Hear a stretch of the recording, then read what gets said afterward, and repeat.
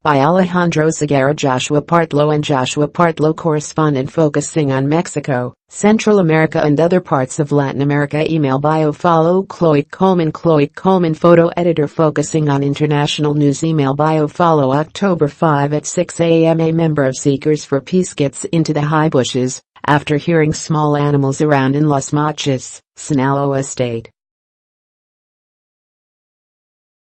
Alejandro Segarra, Juana Escalante, left, gets ready for a search near a farm, where a horseman reported the smell of decomposition. Juana is looking for her 28-year-old son, Adrian. In 5 minutes, they destroyed my life. They don't know the damage they do to the mothers. Alejandro Segarra, Mexico City. They look in Mexico's loneliest corners, on hillsides and in woods, and across empty fields.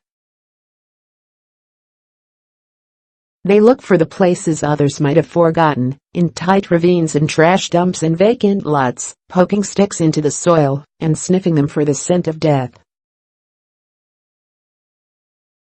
The search for Mexico's disappeared people who have been killed, but whose bodies have not been found, is one of the saddest rituals of the country's decade-long drug war.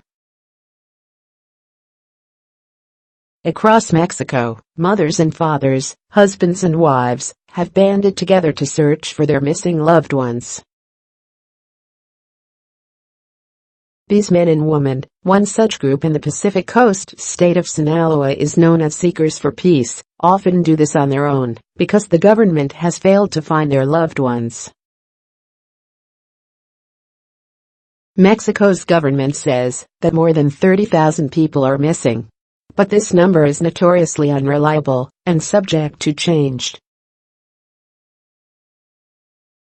Last month, authorities in Veracruz state found a new mass grave with at least 174 bodies.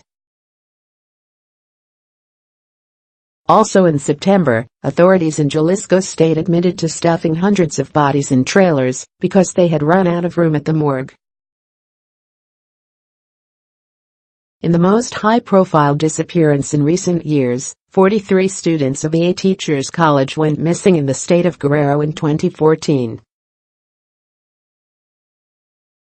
They have still not been found. In these images, photographer Alejandro Segarra followed residents from Sinaloa, one of the centers of drug production and cartel operations, as they searched for missing relatives in September. Since forming in 2014, citizen groups have found more than 200 dead, but have a list of more than 700 who remain missing. Some disappeared within the month. Others have been gone for years. Each Wednesday and Sunday, mothers and wives spend hours searching rural land outside Las Mochis for clandestine graves using metal rods to probe the earth for signs of decomposed bodies. They hold marches to protest the violence and to ask for more government support. And they hold funerals when they find unmarked remains. Don Poncho is seen through the notices of missing people in El Fuerte, Sinaloa State. Alejandro Segarra, a march for missing people in El Fuerte. Alejandro Segarra, family and friends at the burial of Luis Alfredo Chavez in Las Mochis. He disappeared January 31 and was not found until May 30. Alejandro Segarra, 2 women cried during a march for missing people in El Fuerte. Alejandro Segarra, Reina Rodriguez pinches the ground with a metal stick looking for buried bodies in Las Mochis. Alejandro Segarra, Myrna Medina smells an iron stick after piercing the ground with it, hoping she can detect decomposition. Alejandro Segarra, Miriam Reyes looks for her ex-husband, who has been missing since 2015. My son needs a father, or at least bury him.